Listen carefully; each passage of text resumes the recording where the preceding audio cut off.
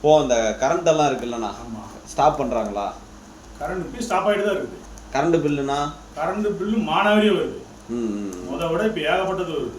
இப்போ வீட்டுக்கு ஒருத்தருக்கு இந்த கவர்மெண்ட் வேலை வாங்கி தரேன்னு சொன்னாங்க. அது ஏதோ உங்க வீட்டில் யாரோ வாங்கி யாரும் போல எங்க வீட்டில் இல்லை, தொலைநோக்கு பார்வையில யாருக்குமே வரல. 8 வரைக்கும் பார்த்தா யாரை கேட்டாலும் இந்த கவர்மெண்ட் வேலையா, அதுக்கெல்லாம் புண்ணியம் செஞ்சிருக்கணும் இந்த ஆட்சியில.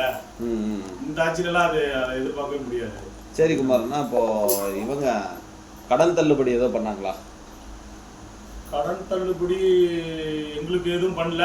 தெரிஞ்சவங்களுக்கும் நான் விசாரிச்சுட்டேன், ஒன்றும் இல்லை அப்படிங்கிற. செலக்ட் பண்ணி எதை பண்ணதான் சொல்றாங்க. இப்போ 100 பேர் இருக்குன்னா 10 பேர் 15-20 பேருக்கு தான் பண்ணி இருக்கிற மாதிரி சொல்லுவோம். இப்போ கேஸ் விலை வந்து 100 ரூபா குறைக்கிறேன்னாங்க. பெட்ரோல் டீசல் 100 ரூபா ஏறி இருக்குது. இப்போ பெட்ரோல் விலை டீசல் விலை வந்து குறைக்கிறேன்னாங்களே, குறைச்சாங்களா? அதிமுக ஆட்சியில் 68 ரூபாய் இருந்தது, இன்னைக்கு 98 ரூபாய் இருக்குது. இது ஏறி இருக்குதுங்கன்னு புரிஞ்சுக்கிறத, இறந்து புரிஞ்சுக்கிறது. சரி, ஏறி இருக்குது. திமுக வந்து பார்த்தீங்கன்னா உருட்டுக்கடை அல்வான்னு ஒரு புது அல்வாவை அறிமுகப்படுத்தியிருக்காங்க. அது ஓப்பன் பண்ணி பாருங்க. உருட்டுக்கடை அல்வாவா? ஏற்கனவே அவங்க தில்லுமுள்ளான உருட்டல் பார்ட்டி தான். எங்க எம்டியா தான் கிடக்குது, வெறும் பேர். ஓ, இதுக்கு பேர் தான் உருட்டுக்கடை அல்வாவா?